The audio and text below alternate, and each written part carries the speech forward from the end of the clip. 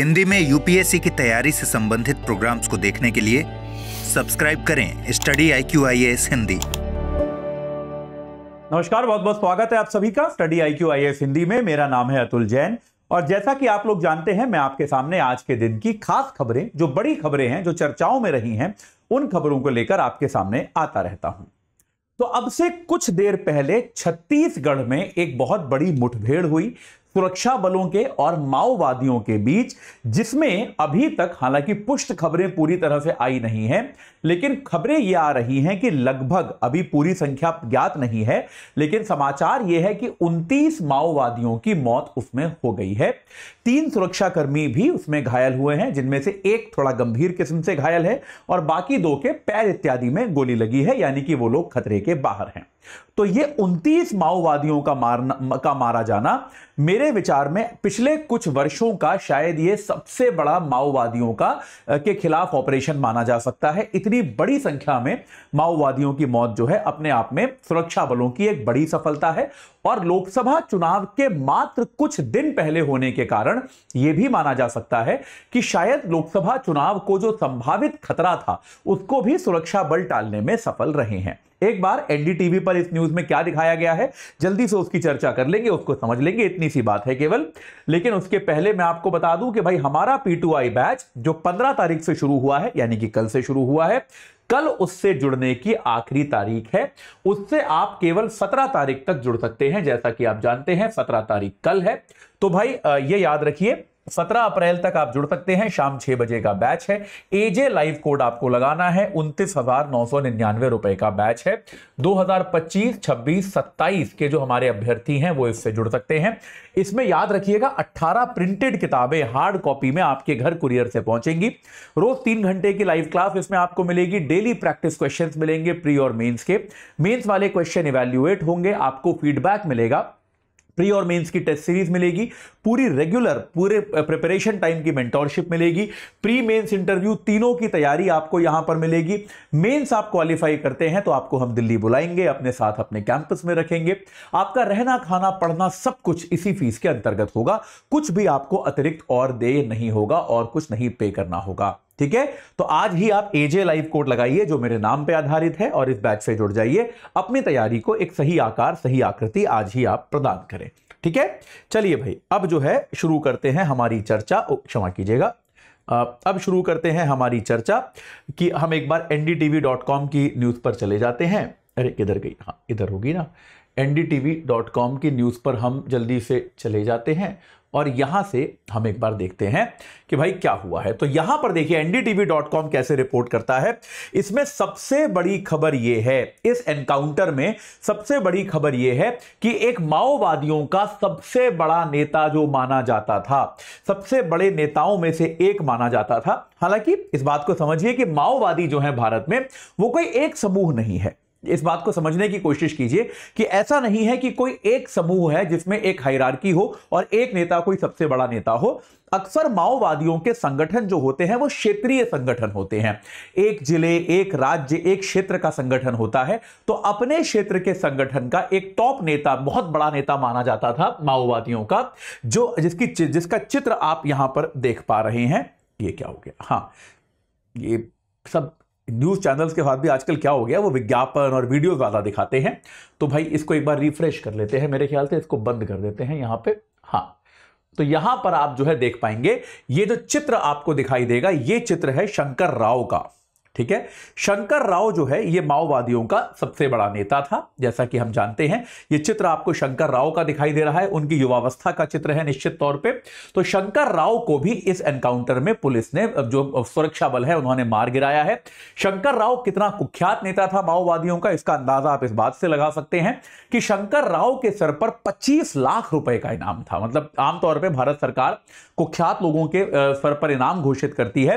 शंकर राव के सर पर 25 लाख रुपए का इनाम था और इसको आज जो है एक मुठभेड़ में सुरक्षा बलों ने मार गिराया है। अब जल्दी से न्यूज देख लेते हैं। तो न्यूज ये कहती है कि 29 माओवादी नेता जो हैं, उनमें से जिनमें शामिल है senior rebel leader Shankar Rao, जिनके सर पे 25 लाख रुपए का इनाम था, उनको सुरक्षा बलों ने मार गिराया है। और कहां पे हुई है मुठभेड़? आप में से कई लोग छत्तीसगढ़ के होंगे। छत्तीसगढ़ का एक कंकेर डिस्ट्रिक्ट है, कंकेर जिला है छत्तीसगढ़ का। इस कंकेर जिले में यह मुठभेड़ हुई है, जहां पर इन माओवादियों को पुलिस ने मार गिराया है। यह कहा जा रहा है, अभी तक का आंकड़ा यह है कि 29 माओवादियों की मौत इस मुठभेड़ में अब तक हुई है, ऐसा यह कहा जा रहा है। अभी तक यह आंकड़ा फाइनल नहीं है। कुछ जगहों पे 24-25 भी क्लेम किया जा रहा है, कुछ जगहों पे 29 क्लेम किया जा रहा है। तो निश्चित तौर पे इस आंकड़े में परिवर्तन हो सकता है, इस बात की संभावना है कि यह आंकड़ा जो है यह बदले। ठीक है, तो यह क्या हुआ, इसमें 3 सुरक्षाकर्मी भी घायल हुए, जैसा मैंने आपको बताया। और यह क्या हुआ है, जंगलों में मुठभेड़ हुई। बीना गुंडा नाम का एक गांव है, उसके पास, जहां पर एक डिस्ट्रिक्ट रिजर्व गार्ड जो होता है और बीएसएफ की टुकड़ी जो है, उन पर माओवादियों ने हमला किया, जिसके जवाब में माओवादियों ने फायरिंग की, माफ कीजिएगा, सुरक्षा बलों ने फायरिंग की माओवादियों पर, और उसमें माओवादियों को भारी नुकसान हुआ। 29 माओवादी मारे गए। जो 3 सुरक्षाकर्मी घायल हुए हैं, उनमें से 2 जो हैं वो बीएसएफ के हैं, बॉर्डर सिक्योरिटी फोर्स के हैं, उनकी कंडीशन स्टेबल है। लेकिन तीसरा जो आपका डिस्ट्रिक्ट रिजर्व गार्ड से होता है, जो आपके जिले की एक सुरक्षा परिषद बनाई जाती है, उससे जो व्यक्ति होता है, वो जो है थोड़ा सा गंभीर तौर पे घायल है, ऐसा प्रतीत होता है। और इन तीनों को अस्पताल में शिफ्ट किया गया है। दोपहर 2 बजे यह मुठभेड़ जो है वो शुरू हुई, जब वो डीआरजी और बीएसएफ की टीम जो है एक एंटी माओइस्ट ऑपरेशन चला रही थी इस जगह में, याद रखिएगा। और इसमें डीआरजी जो है, डिस्ट्रिक्ट जो आपकी जो फोर्स है, डीआरजी जो आपकी फोर्स है, ये आपका, क्षमा कीजिएगा, हाँ, डिस्ट्रिक्ट रिजर्व गार्ड जो आपकी फोर्स है, यह बनी थी 2000 में माओइस्ट से युद्ध करने के लिए। और बॉर्डर सिक्योरिटी फोर्स तो आपको पता ही है कि भाई जहां जहां पर भी देश में काउंटर इंसर्जेंसी यानी कि आतंकवाद विरोधी ऑपरेशन चलते हैं, वहां पर अक्सर बीएसएफ की सहायता ली जाती है। बीएसएफ तो देश का एक जाना माना अर्धसैनिक बल है, जिसके बारे में आपको जानकारी होगी ही। ठीक है, अब देखिए, ये ऐसा नहीं है कि अचानक से अभी तक वहां कुछ नहीं हो रहा था और अचानक से ये बड़ी मुठभेड़ देखने में आ गई। इस क्षेत्र में माओवादी गतिविधि जो है वो काफी समय से चल रही थी। जैसा आप देखेंगे, अभी कुछ दिनों पहले इसी जिले में एक और एनकाउंटर हुआ था, जिसमें 2 लोग मारे गए थे, एक माओवादी और एक पुलिस वाला, उनकी मौत हुई थी। और वहां पर भी कुछ बंदूकें इत्यादि प्राप्त हुई थी, ये बात स्पष्ट है। तो भाई यहां पर जो है ये आपको एकदम क्लियर है। तो अब इसमें क्या है, personal from the DRG and Bastar fighters both unit from the state police force with the BSF were involved in that operation. यानी कि आपका जो है डीआरजी के लोग, बस्तर फाइटर्स जो स्टेट पुलिस की स्पेशल यूनिट है बस्तर जिले में, बस्तर क्षेत्र में, ताकि क्योंकि वहां माओवादियों का काफी बोलबाला है, उन सबके लोग, सबका इसमें इन्वॉल्वमेंट था। और उस इन्वॉल्वमेंट के बाद आखिरकार वहां पर भी माओवादियों पर विजय प्राप्त की गई थी, लेकिन एक पुलिस वाला भी वहां पर शहीद हुआ था। तो अब इसके अलावा कुछ दिनों पहले कांकेर में ही एक और फरवरी में भी मुठभेड़ हुई थी, जिसमें 3 माओवादी मारे गए थे। तो आप देख सकते हैं पिछले कुछ समय से वहां पर क्या चल रहा है। पिछले महीने यानी कि मार्च में 1 माओवादी मारा गया था, फरवरी में 3 माओवादी मारे गए थे, और आखिरकार ये ऑपरेशन मेरे विचार में जो कल्मिनेट हुआ, यानी कि इसमें कोई शक नहीं है कि माओवादी ऑपरेशन वहां पर चल रहा था। माओवादी निश्चित तौर पे कुछ बड़ी योजना वहां पर बना रहे थे, लेकिन सुरक्षा बलों ने इस योजना को विफल किया और एक बहुत बड़ा छापा मारकर, एक बहुत बड़ी कार्रवाई करके 29 माओवादियों को जो है मार गिराया। इसमें कोई शक नहीं है। ठीक है, तो यह आपको क्लियर है। तो भाई देखिए, पिछले साल नवंबर में ही यहां पर चुनाव हुए थे, जिसमें क्या हुआ था, सुरक्षा बलों और माओवादियों में वहां पर भी हिंसा हुई थी, और वहां पर भी माओवादियों के पास से AK-47 जो है बरामद की गई थी। तो इसमें कोई डाउट नहीं है। जैसा आप देख सकते हैं, जब वहां पे वोटिंग चल भी रही थी, तो डीआरजी पर्सनल पर, डीआरजी के लोगों पर माओवादियों ने फायरिंग की थी। बांदा नाम की एक जगह पड़ती है, उत्तर प्रदेश वाली नहीं, दांतेवाड़ा जिले में एक बांदा नाम की जगह पड़ती है, वहां पर भी माओवादियों ने फायरिंग करी थी। यानी कि लोकतांत्रिक प्रक्रियाएं इस क्षेत्र में जो भी चलती हैं, भले ही वो विधानसभा चुनाव रहा हो नवंबर का, या फिर अभी जो आने वाला लोकसभा चुनाव है, उसके पहले माओवादी गतिविधियों में अचानक से बढ़ोतरी देखी गई। तो इस बात की पर्याप्त संभावना है कि माओवादी जो हैं वो भारतीय लोकतंत्र को नुकसान पहुंचाना चाहते थे, चुनावों की प्रक्रिया में निश्चित तौर पे बाधा डालने की कोशिश करते। तो ऐसे में ये जो कार्रवाई है, जिसमें शंकर राव को मारा गया है और 28 अन्य माओवादियों को मारा गया है, इससे ऐसा प्रतीत होता है कि शायद इन पर नियंत्रण पाया जाएगा। और जो है जो मैंने आपको शुरुआत में भी कहा कि आने वाले लोकसभा चुनावों को लेकर भी जो एक बड़ा खतरा है, उस खतरे को शायद कुछ हद तक कम किया गया है। मैंने ये नहीं कहा अभी भी कि ऐसा नहीं है कि पूरी तरह से समाप्त हो गया होगा, लेकिन निश्चित तौर पे वो खतरा जो है किसी ना किसी प्रकार से कम हुआ, इसमें किसी प्रकार का संदेह नहीं जताया जा सकता। ये बात स्पष्ट हुई। माओवादी आमतौर पे वो लोग होते हैं जो राज्य है, भारतीय सरकारें जो हैं उनको उखाड़ फेंकना चाहते हैं। इनकी शुरुआत भारत में 60 के दशक में माफ कीजिएगा, नक्सलबाड़ी से हुई और उसके बाद ये फैलता चला गया।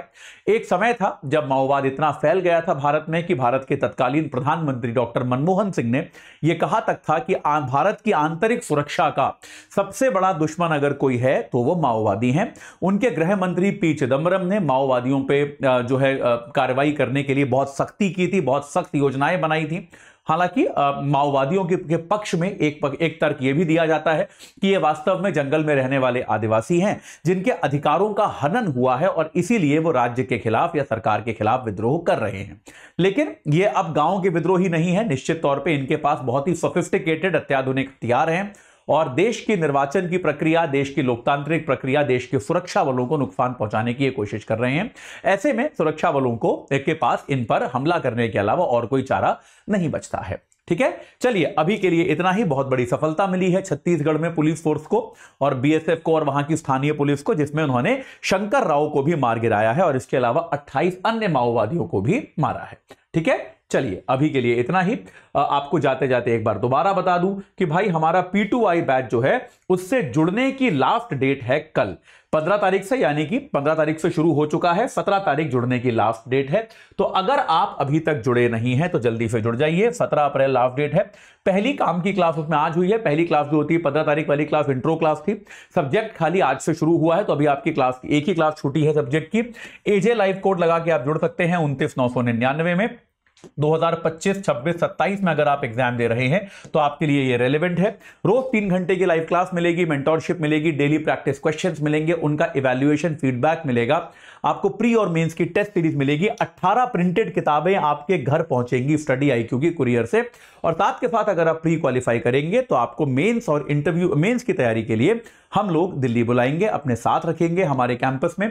आपका रहना, खाना, पढ़ना सब कुछ इसी फीस के अंतर्गत कवर किया जाएगा। तो आज ही इस बैच से आप जुड़िए, एजे लाइव कोड लगा के, बिल्कुल भी देर मत कीजिए। इस चर्चा से जुड़ने के लिए आप सभी का बहुत बहुत धन्यवाद। हिंदी में यूपीएससी की तैयारी से संबंधित प्रोग्राम्स को देखने के लिए सब्सक्राइब करें स्टडी IQ IAS हिंदी।